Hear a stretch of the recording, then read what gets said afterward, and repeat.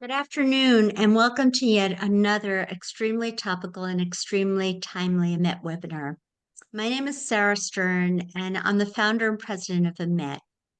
As you know, EMET is an unabashedly pro-Western democracy and pro-Israel think tank and policy institute that specializes in the Middle East writ large.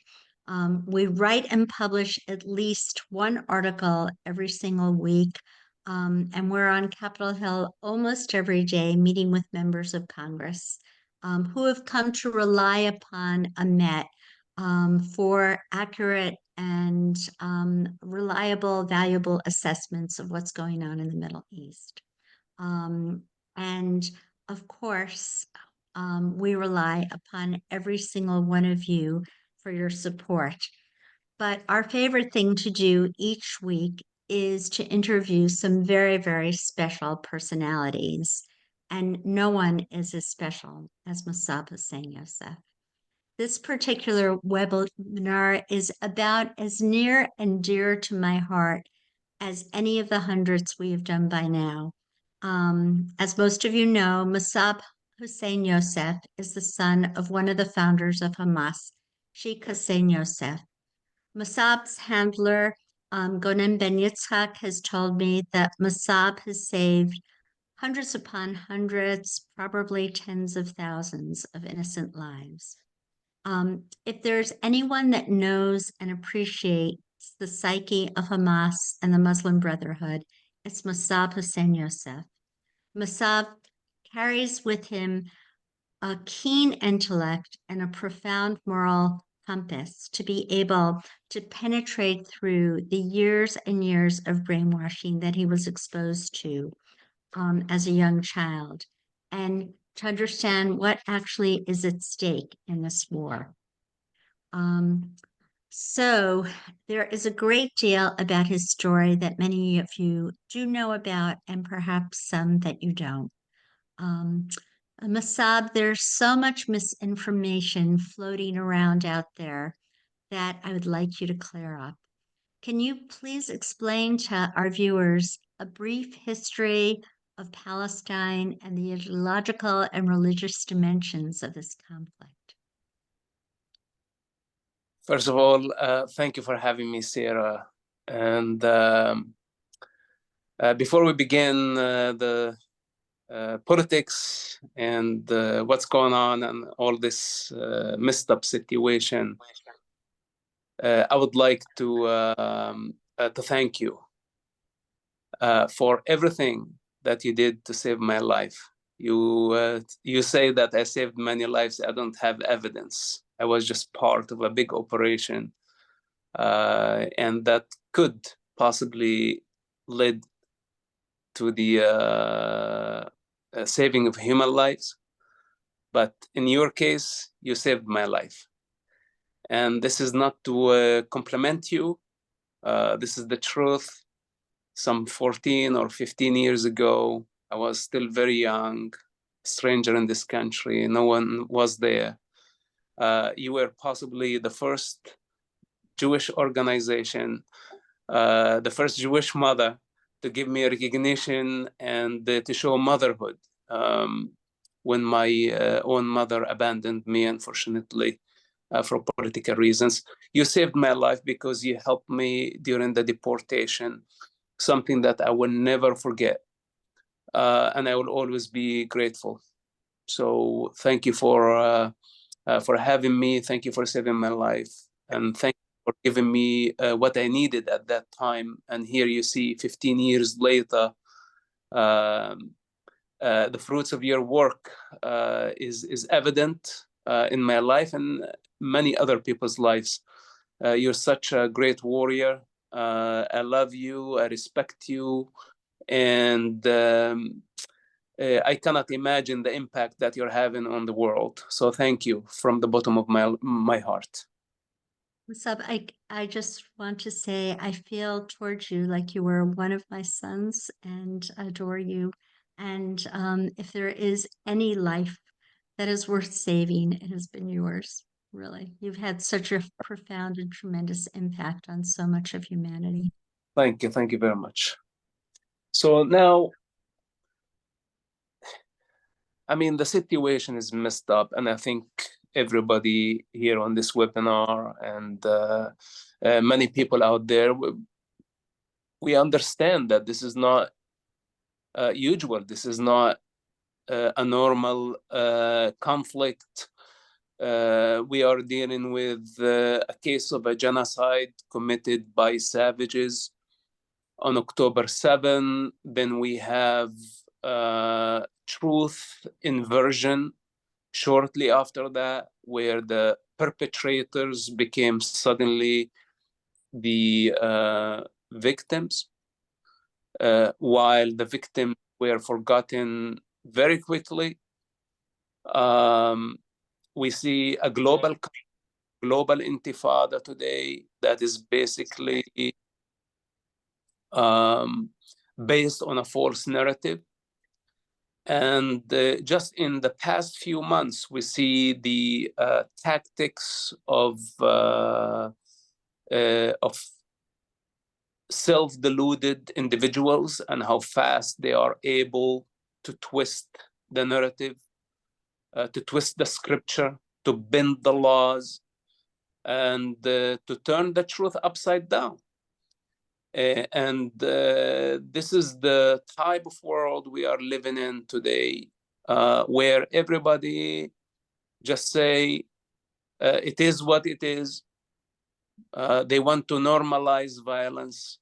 They want to legitimize rape, slaughter, genocide, ethnic cleansing, kidnapping infants. And they want to reward terrorism by giving a state, by giving it legitimacy at the expense of a legitimate ethnicity, of a legitimate country, legitimate democracy, diverse society. And of course, we have many reasons why this is happening. When we talk about a small religious minority, which is in this case the Jewish people, resilient to so many atrocities, to time, to space, that survived ethnic cleansing, genocide, expelling all type of human cruelty that tried to uproot this ethnic group for just being the guardians of the 10 Commandments.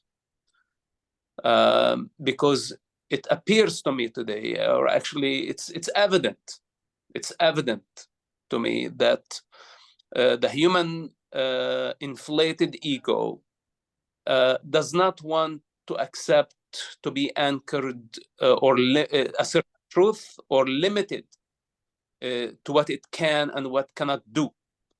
It looks like it doesn't want to respect the order of the universe. And it wants to do whatever it wants to do by the name of Palestine, by the name of Nazism, by the name of progressive ideologies. And if there is a reminder that no, we have to go according to the universal design, there is an assault on those guardians. And in my opinion, from spiritual point of view, and please allow me, I know this is not a religious gathering, we're here to discuss some political things, but I think everything is connected, that this assault is not only on the Jewish people, and it's an assault against the universal design, against order. And it looks like many don't want to follow the order. They want chaos. They want intifada, which literally means chaos. And their hostility is not against a religious minority. It's against the universal design and the supreme designer, which I came to know personally. That's a real thing. And in their pursuit, they're going to cause so much human suffering and eventually total destruction. This is their madness, because they are dependent on the universal design. They are dependent.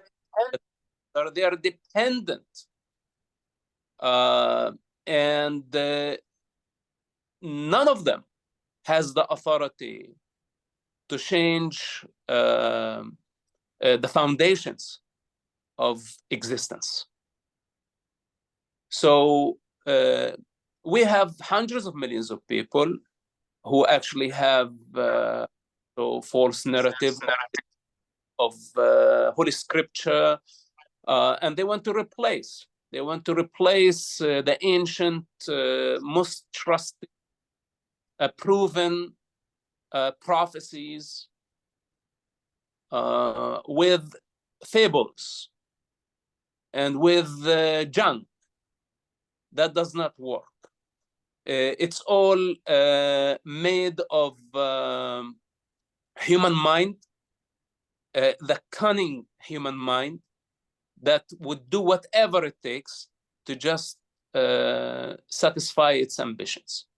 So anyway, long story short, this is very serious what we are dealing with. And it looks like they are not slowing down. From the beginning, we said there is a genocide. October 7 is ethnic cleansing. This is what it is by all standards. And it could not be tolerated. And I don't understand what people were expecting. What were they expecting? And the fact that Hamas committed the capital crime, the ultimate crime, then they hid behind their children, behind their women, behind civilians, deliberately sacrificing civilians in order to gain world sympathy. And it looks like all these self-righteous people fell in the Hamas trap. And now, instead of condemning Hamas, instead of getting united to say, no, this is not acceptable, they condemned Israel. They did the opposite of what they were supposed to do. And what is the outcome now? A global intifada, a global chaos. And instead of rejecting the Palestinian ideology, which nothing but a sick ideology of ambitious people who are willing to sacrifice their own children for political and economical gain, it looks like many people found this idea a great idea that suits them, that suits their ambition. So now we are dealing with a global phenomenon of Palestinians, a lot more rigid than Hamas.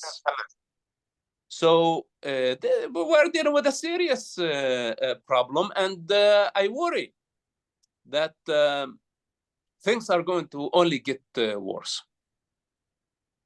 You discuss the theological background of all of this animosity against Jews within Islam, and perhaps the doctrine of Hamas, the doctrine of the Palestinian Authority, the Muslim Brotherhood, and if you have any suggestions of how to combat all of this hatred. This is what I have been saying since the beginning. Right. And you are an eyewitness of how I was firm in my stand that I did not want to differentiate between political Islam and Islam, because Islam itself is a problem, and the jihadists around the globe, not only Hamas or the Palestinian factions, but also the Islamists all around the globe, are inspired by the Quranic text, by the Hadith. Now, I personally don't know if Muhammad ever existed, or if he actually existed. I don't know the account or the narrative based on his life is an accurate account.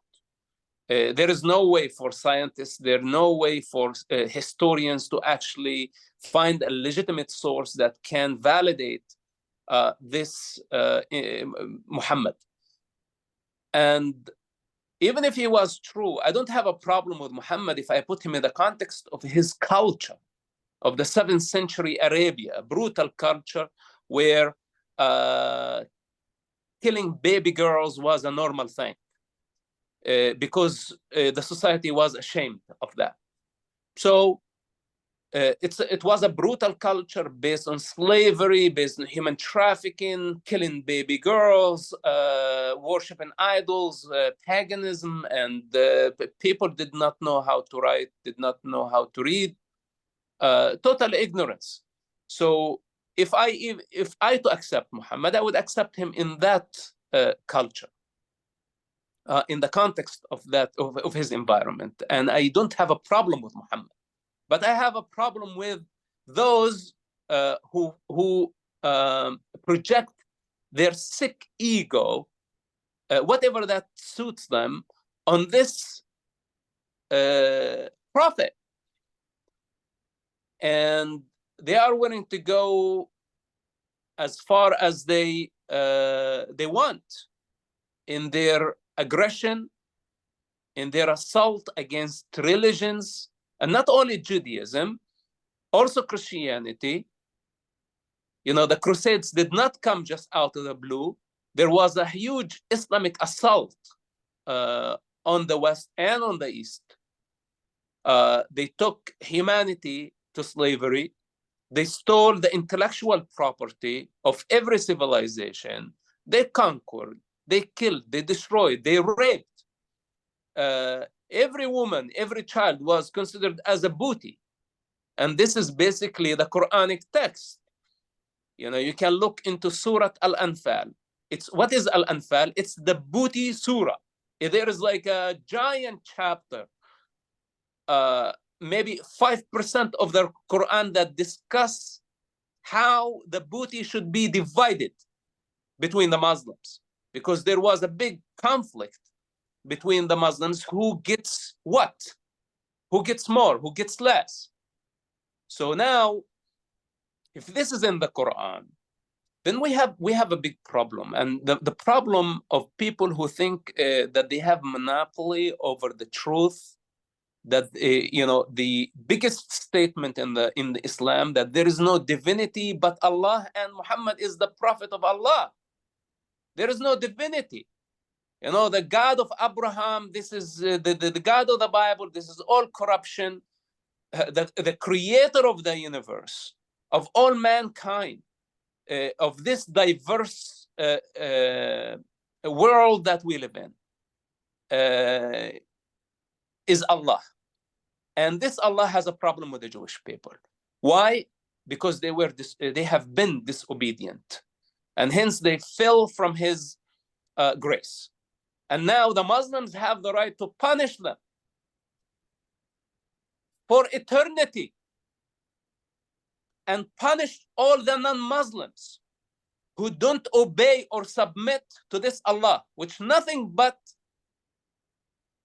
an ego projection, a hypothetical entity that is so flexible that can project hundreds of millions of egos. Anybody can just do whatever they want, project whatever they want.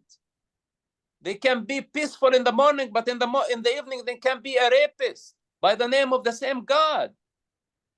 So now we have a big problem. If we are talking about human delusion, this is the deepest level of human delusion, and it's very dangerous. So we need to address the problem the way it is. And of course, I understand the sensitivity that the Jewish people are a small minority, and they cannot just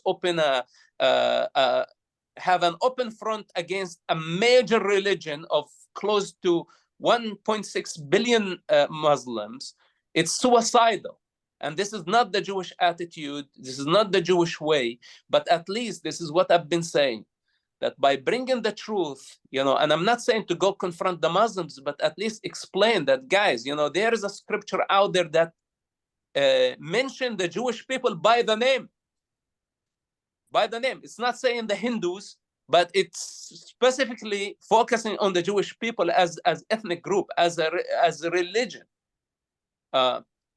When the Hindus, the Buddhists, the Christians, and even the atheists, the rest of the world understand that this assault committed on October 7 did not just come because of a dispute over land. It's not a conflict, a political conflict. There is a religious dimension to it. Then at least it would be a much easier to unify the rest of humanity, which is the majority of mankind, to say at least that this is not acceptable. I don't want a religious war. Actually, I'm trying to end the religious war by pointing out the root cause of this problem. It has been 1,400 years of an assault. Did not start on October 7. 1,400 years of ethnic cleansing that is documented by the Islamic books. So at least we need to help the Muslims, the majority of the Muslims who are just nominal Muslims, to say, it's like, do you agree to that?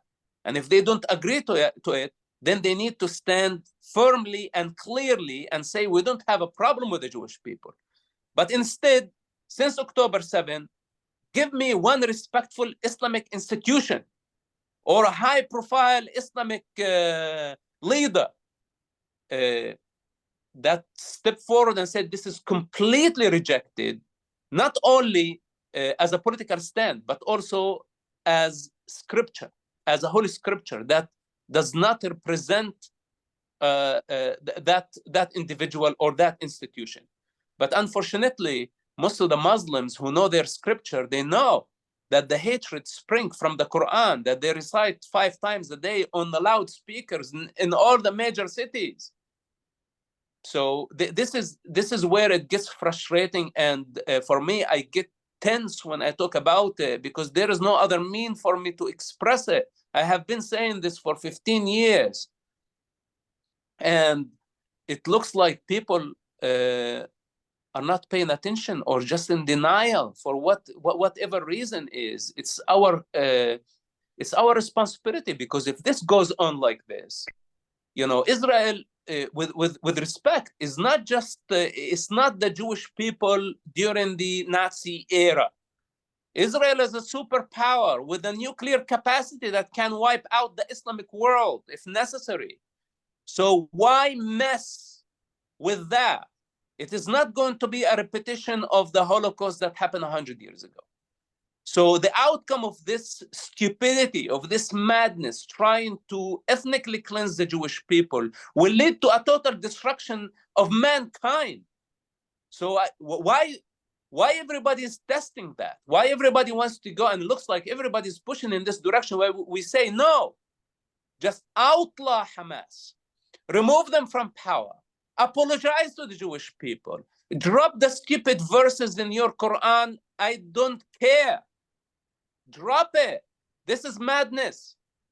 And have some responsibility. The world existence depends on diversity. And the Jewish people are a blueprint.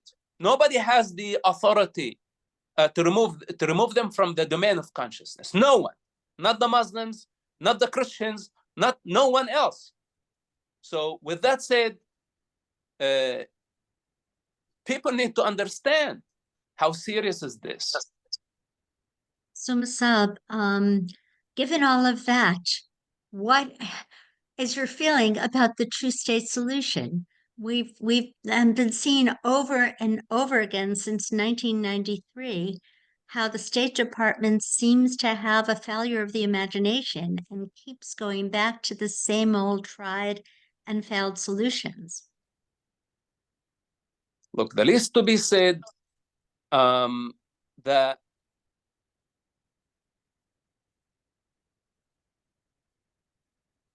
first of all, Palestinians should not be rewarded for their violence. That's first of all.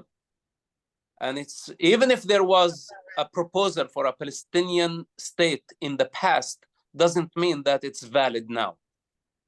Because it was based on good faith that there was a peace partner But even Yasser Arafat and the PLO, which they only gained legitimacy out of the Oslo Accords, they did not fulfill their responsibility. In fact, they just got legitimacy and they continued their violent way. They intensified. They actually encouraged Hamas to do violence during the Second Palestinian Intifada. And today, they haven't condemned Hamas. And today, they exploit the situation through their embassies, through their big, giant diplomatic operation globally, inciting against Israel, funding the BDS, funding the pro-Palestine, funding the anti-Israel movement around the world, using the United Nations podium to delegitimize Israel, to spread lies of apartheid, of colonialism, of genocide, not standing and telling the truth. No, because they know that this is not what Israel is doing. So what peace partner are we talking about? And if there is no peace partner, then on what basis this two-state solution would happen? Or do they mean a Palestinian state on the rubble of Israel as a replacement, a Palestine that depends on the destruction of Israel? And where do they want to place it? The whole country, I can cross it from east to west in less than 45 minutes. Where do they want to fit this second elephant? And who's going to do it and at what expense? And why Israel is actually obligated to give what's so-called a state to no people? Because what's so-called Palestinians is not an ethnic group, is not a nation. It was never a country. It did not have ownership to the land. So why all this divided, conflicted political gangs with so many extreme political views without leadership and without actually a goal, and with zero legitimacy, that they feel entitled that Israel need to give up its security, its territory, and its future that becomes dependent on this entity. Who is in his right mind would agree to something like this? So basically, you can say goodbye to the two-state solution. The two-state solution is very similar to a two-husband solution. Okay, and that's not possible. Especially with this attitude that they are out there to rape and kidnap and destroy by the means of intimidation and blackmailing and deception and manipulation. No one in his right mind would agree to that. I wouldn't agree to it. So we have an Arab people. Okay, this is an ethnicity. I don't know even if they qualify for as ethnic group, but let's say at least Arab makes a lot more sense than Palestinian, because Palestinian just an ideology. It's a mental illness. And now all the mentally ill around the globe join in the chorus. They're loving it. It suits them very well because they can just do whatever they want at the expense of hardworking people who earned a state. So this is nonsense. And the Arabs who live in that area, Israel has about 2 million of them. If they want to live peacefully and respect the existence of Israel, respect the Jewish people as the natives of that land, that they have the historic right, that they've been throughout the centuries, throughout the millennia in that land, with overwhelming artifacts, archaeology, evidence currency, Bibles, scriptures. As long as they're in denial in that, then there is going to be a problem. So they need to get themselves educated that this is the reality. And this whole anti-Zionist, it's nothing but anti-Semitic and nothing but anti-Jewish. And it's just another level of denial that the Jewish people have been ethnically cleansed by the Muslims, by the Ottoman Empire. Before that, by all the Islamic forces that came out of Arabia. And the connection of the Jewish people to this land is eternal. And it is not only about land, it's about the spirit, it's about the memory, it's about the collective achievement of the Jewish people in that part of the globe. So, and plus the Jewish people, even in the modern Israel, they did not steal the land. It was natural, it was legal migration, and it came under the supervision of the superpowers of that time.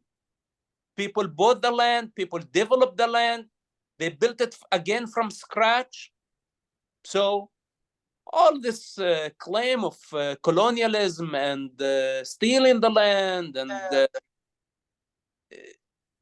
it's just it's insanity. So basically, bottom line, if they prove to me that Palestine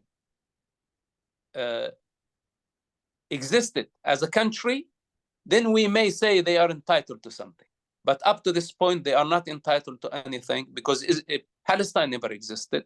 It was just a colonial entity created by the British. And even Jewish people were called Palestinians during that period of time, which was about 25 years. And the Jewish people earned their independence against that colonial power.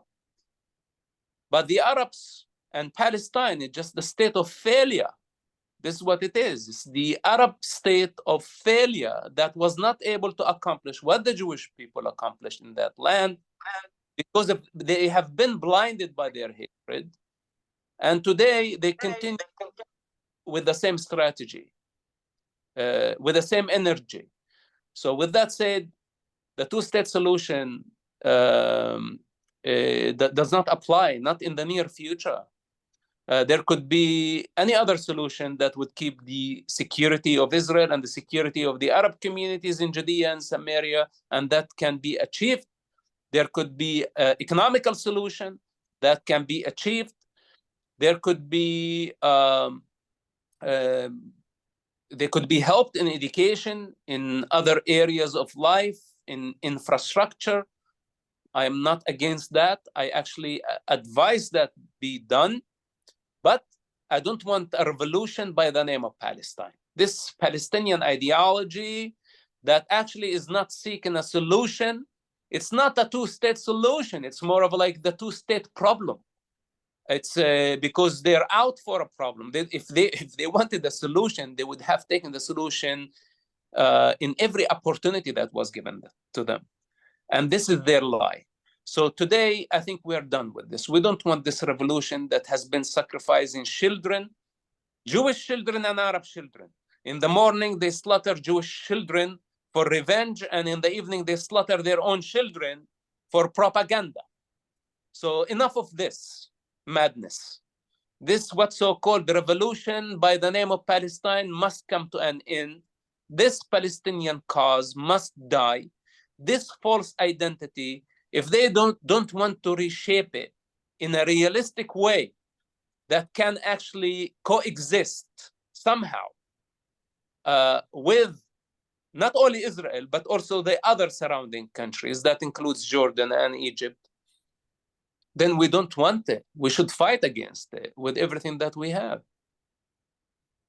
You discuss the relationship that Qatar has. I mean, here we have people like Ismail Hania, Mosab Marzouk, and Khalid Mashal living in the lap of luxury at the Four Mm. Seasons Hotel in Daha while they're sending their children and their people out to die in Gaza.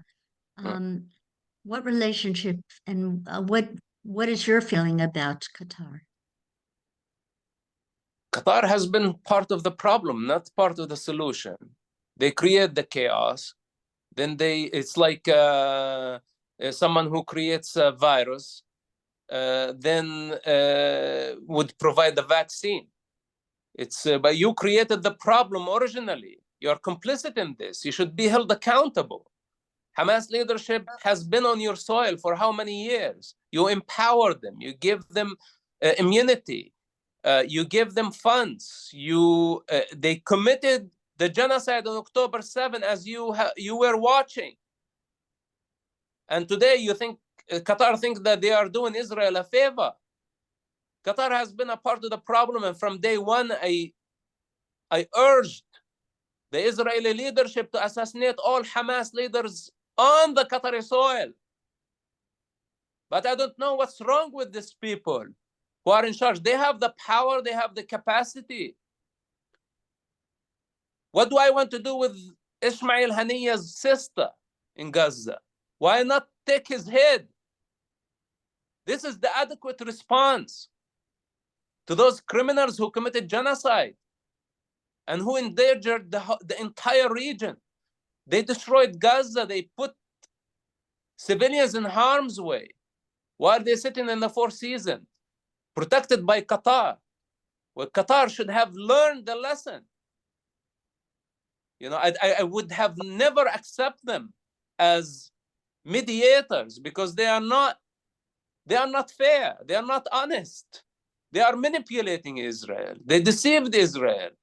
They should be punished for the crimes they have committed.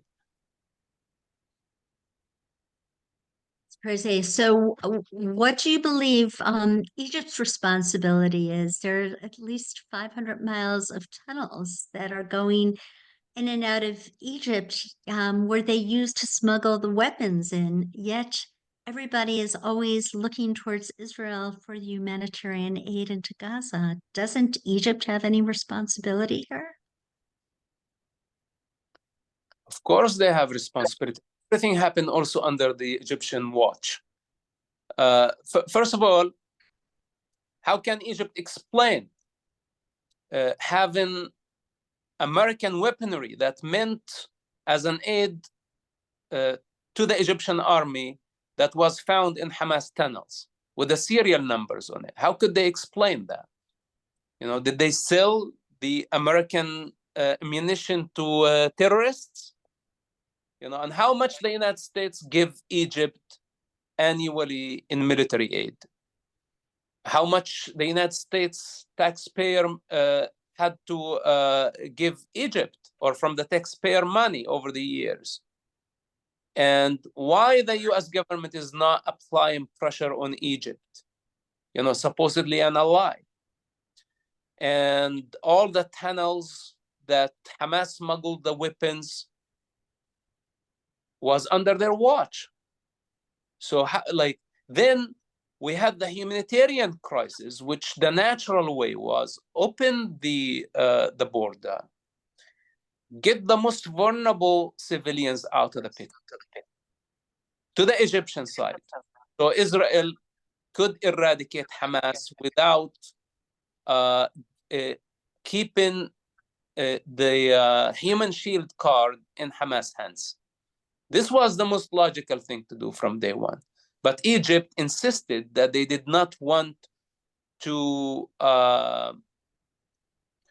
kill the Palestinian cause or liquidate the Palestinian cause. So they wanted the Palestinian cause to continue at the expense of humanity, of children, of civilians, if there's such thing, by the way, as civilians. So now the thing is, why didn't they take their responsibility? In war, there is no political borders. especially when people were dying, and the war against Hamas was inevitable because there was no way around it. The fact that Hamas used civilians as human shields doesn't mean that they were immune to retaliation. And Israel had no other choice but to go in one of the most difficult wars of our time, that no modern army is prepared for such mission. As Israel was still mourning October 7, had to send their foot soldiers to die in Hamas booby traps, and the entire Gaza Strip functioning as a death trap. Who wants to do this? So Egypt could have played, I don't want to say a moral role. It's an obligation. It's an obligation, but they abandoned their responsibility, and they turned a blind eye as Hamas smuggled all the weapons, just the same as Qatar. They have been complicit in this crime. And of course, Israel did not want to risk the peace agreement, which is simply ink on paper. That's what it is. So the situation is devastating, and Egypt, Qatar, the rest of the world now, I include even the United States government, have been part of this problem. Okay, so so many questions have come in.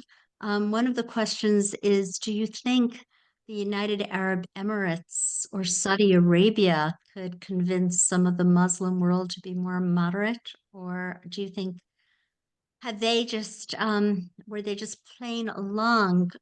What's the status right now of the Abraham Accords, by the way? Were they just doing this during the Trump administration because they felt that Trump was supporting Israel? And have we seen many, many members, leaders of the Arab world going over to Tehran? So what is the health of the Abraham Accords today?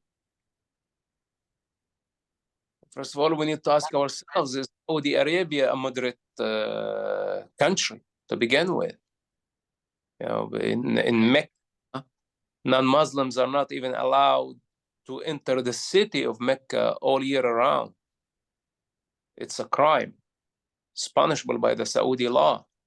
So as long as they have this, what you call it, segregation and apartheid and discrimination, how can they be trusted? They're not even trusted with their own women and their own children to trust them as a counterpart. But I don't know, in the world of diplomacy and politics, I'm not a diplomat. I will never be. So I don't know their calculations and how much they choose to compromise with the devil. Saudi Arabia is not Israel's friend. Saudi Arabia has interest. This is why they have been tempted by the Abraham Accords. And in my opinion, those accords are not fair to Israel, even though Israel would accept them to start building bridges with the Arab world, which would be great. But in my opinion, and that's personal opinion, that has to be established on the right foundations. Otherwise, it's going to bear bad fruit. In my opinion, whoever is going to be the next president, and if they want to carry on post-war and have a rule of Saudi Arabia and the Arab Emirates, I don't know who else would be involved. It has to be on a new foundation. Like the Abraham Accord need to be rewritten now based on the new reality that would take Israel's security into consideration as priority number one. And any force that is going to come and say, no, but a two-state solution is a condition, then I wouldn't consider them as partner in this process. And I would wait until they are ready. They will have to choose between Israel and or Iran. And the Saudis know that Israel is not their enemy. The Saudis know that Iran would kill, wipe out the Sunni world, uproot it completely. This is what they have been doing since the day of Ali, Hassan, and Hussein. They're out for revenge. They don't want the Sunnis to be in charge. They consider themselves the rulers of the Muslim world. And the Saudi Arabian family is a threat to the Iranians. So the Saudis, if they want to wait for the Islamic regime, the Islamic revolution in Iran to take over the region, then they will continue to oppose Israel. But if they don't want that to happen, then they need to cooperate with Israel, come to the table and actually apologize to Israel for all the funding of terrorism throughout the years. Then acknowledge that Israel is a partner, is a peace partner, is a great neighbor, and acknowledge the advanced technology, the advanced every field of life. That includes religion, by the way. Then once they see Israel for what it is, I am sure Israel will help the Sunni world in a way that is beyond their imagination. Because before Sunni, Shia, Islam, there was a rich Arab culture prior to that. And I don't think Israel has a problem with the Arabians. And if I see the future, I don't see a future between Israel and any Islamic entity in the region. I see the future between Israel and the Arabians, Israel and the Persians. Those are ethnic groups. They are flexible. They are culture. They're way before Islam. And I think they have the capacity to adapt and modernize. So the Abraham Accords, they were in the past, I think they need adjustment. I don't think Israel should accept them the way they are at this as is. Right. Up until 1979 and the Khomeini Revolution, Iran and Israel were close allies. Close. Yeah. So, Mosab, you have been alone in this fight. There are very few people who have had the intellectual honesty and integrity and moral courage that you have had throughout these many years that I've known you. Do you think there are others like you in the Muslim and Arab world? And one of our viewers asked, is there any religious support for an Islamic reformation or a rewriting of the Quran to be more humane and more tolerant? Well, I don't know about others. And is there like supposed to be others like me? Yeah, the choices I made in my life are very extreme, very different, which made me the way I am today. Unfortunately, the extreme person you see right now speak intensely. But not everybody is supposed to be the same. I encourage them to just get out of their box, think for themselves, and be moderate. They don't have to go to the extents where I had to go. Severe my relationship with my father, my relationship with people I love. For me, it was out of necessity. There was no way around it. But I encouraged them to stay in their environment and to actually contribute into their own society through knowledge based on the truth of what's going on. And I'm sure that there are new voices. I see new voices coming, and I am very encouraged to see courageous people who are speaking out loud. And I think this is going to get better, and the movement will grow stronger eventually, because now people are seeing what's going on. Unfortunately, during the wartime, it's very hard. But eventually, after the war and after the dust of this war come down and people look back with more rationality, they're going to realize the damage the Islamists created and what so-called Palestinian revolution brought to the Middle East. They are the root cause of all this problem, chaos in the region. So once the Arabians, the Persians come to realize this, and I hope at some point there would be a unity between Persians and Arabians and Israel, then we are talking about a new world that would inspire the rest of humanity on new basis, amazing basis. So I never lost my faith, and I don't want to clown myself into a billion people. I prefer to just stay the way I am, and I prefer that everybody be original based on their own experience of what they are doing and their realization, where they have arrived in their understanding, and allow always room for integration and growth, because this is not final. Every day I'm learning something new. Now, regarding reformation, I spent the last 10 years rewriting Muhammad. And even though with all my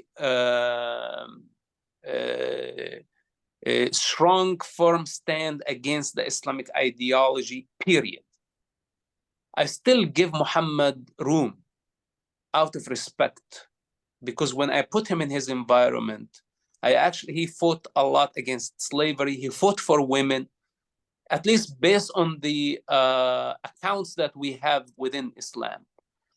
And so I wrote a novel over the past 10 years, and this is the jewel of my work.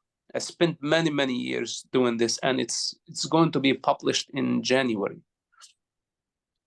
It's called The Last Prophet. It's an amazing account of the life of Muhammad, very respectful. And it's really coming out of my love towards the Arab world, that I would like for them to see a higher. And I think there is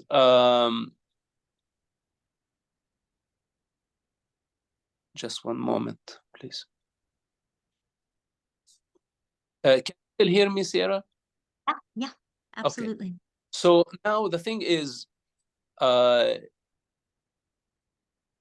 we can actually get inspiration of Muhammad if we just neutralize him based on his environment, not try to bring him to the 21st century and just keep the Quran. I myself enjoy the intellectual arguments of the Quran, because it's so eloquent, it's so powerful, and I don't have a problem with it. But it has to stay in its own environment in the 7th century. It cannot be brought literally into the 21st century, and people consider it as a legislation, and they start act on it, based on it. So I hope that, first of all, that this account, the new account of Muhammad, never done before, it's a very positive one. And I think the Muslim, or let's say the Arab world, or the Muslim world, is in desperate need for guidance. They are looking for the guru, the master. This is why they are very offended when someone questions. So we gave them this incredible account of the last prophet, and I hope that they will find inspiration through it. But again, it's all about the creative work, and it's not only about my work. I think we need to do lots of work, and the reformation has to come from within, where people truly start to understand the nature of divinity, that there is no separation between creator and creation, that is only man created on God's image, but not the vice versa. The situation right now is twisted, that man creates God on his own image. And that's, I think, in the case of Allah, that's just a projection. It's just another idol. And I don't mind the name. It can be Allah, it can be whatever name, but we need to understand the nature, that the mind and the ego cannot perceive that power, cannot perceive the source.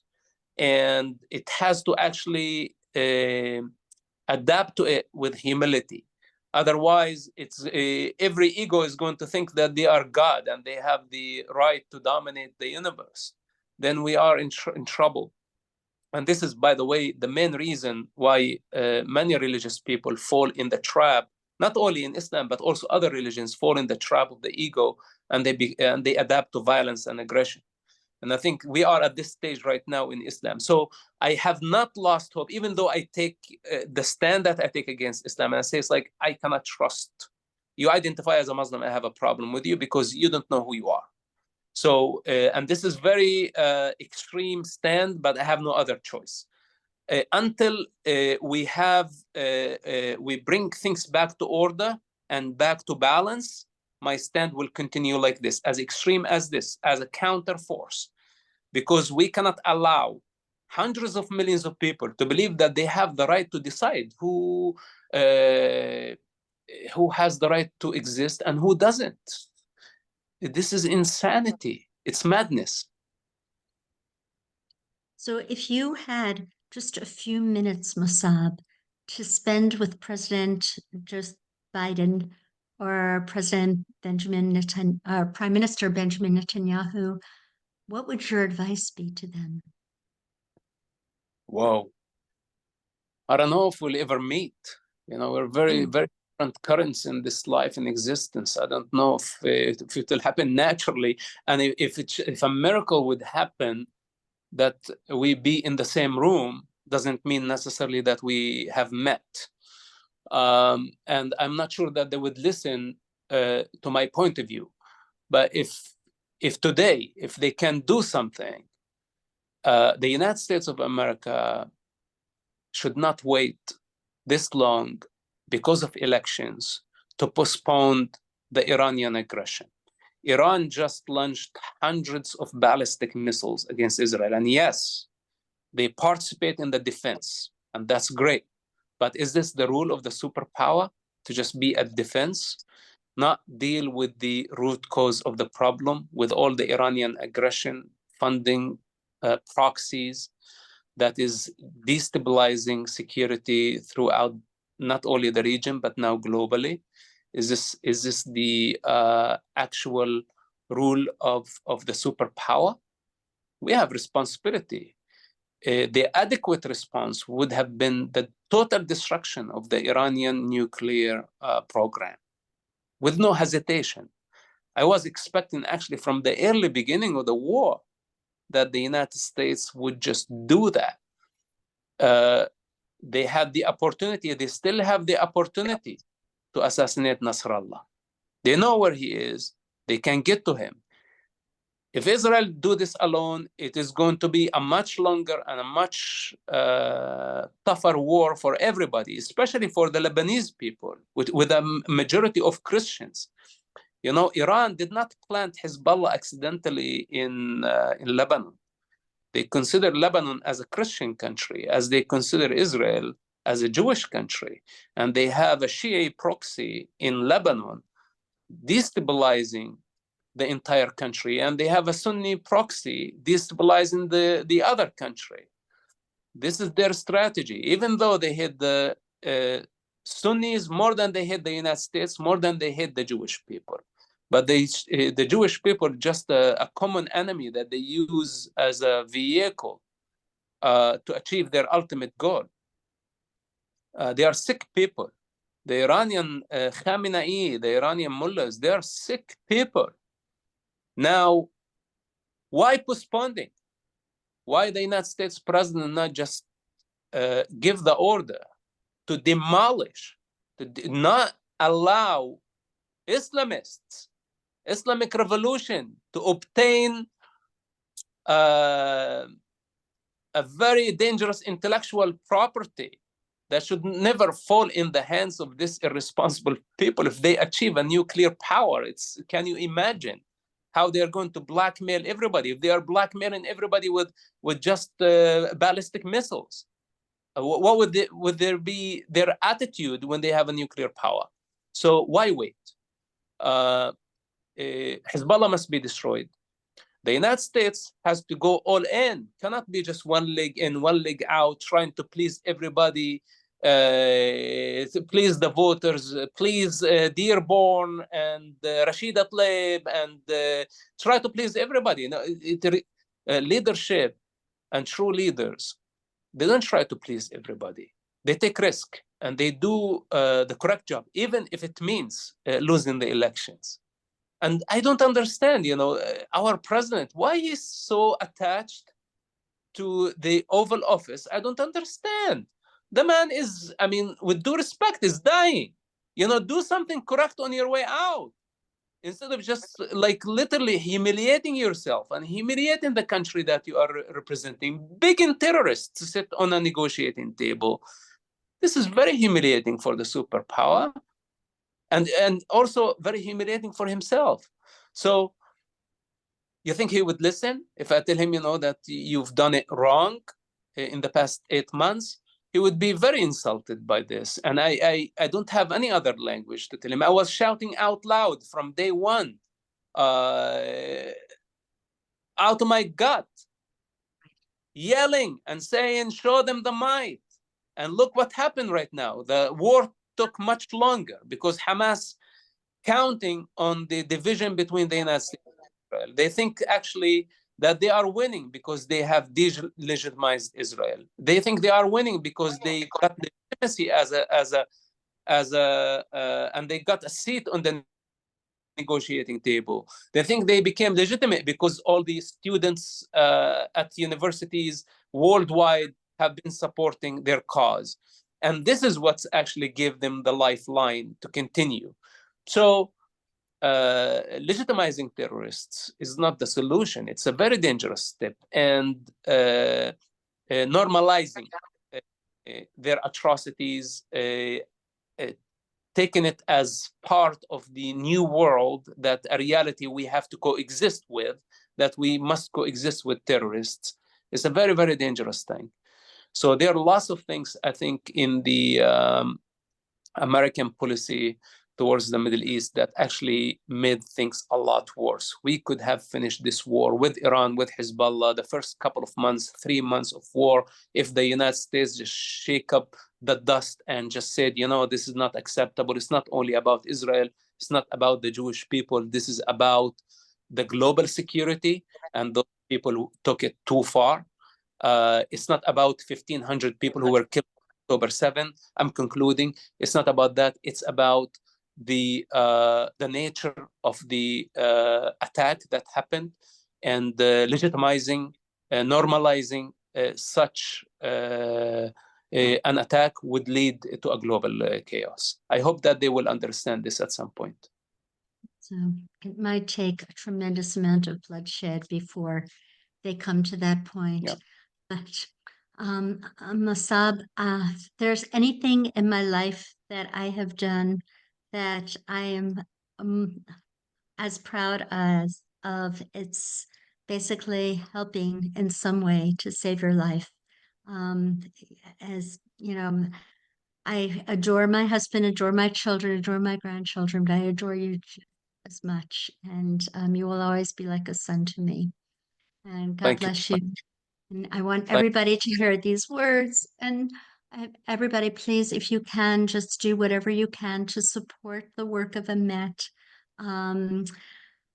Next week we will have Zahavi, who is going to be talking about the Hezbollah assault on Israel from the Alma Center. And it is another front in this strangulation that Iran has been planning against the state of Israel. And we hope that all of us will survive and will come out of this stronger and prouder and more resilient, and carry with us the courage that Mosab Hassan Yousef has carried with himself to this very day. Thank you so much, Mosab. you. Thank you. Bless. Bye-bye.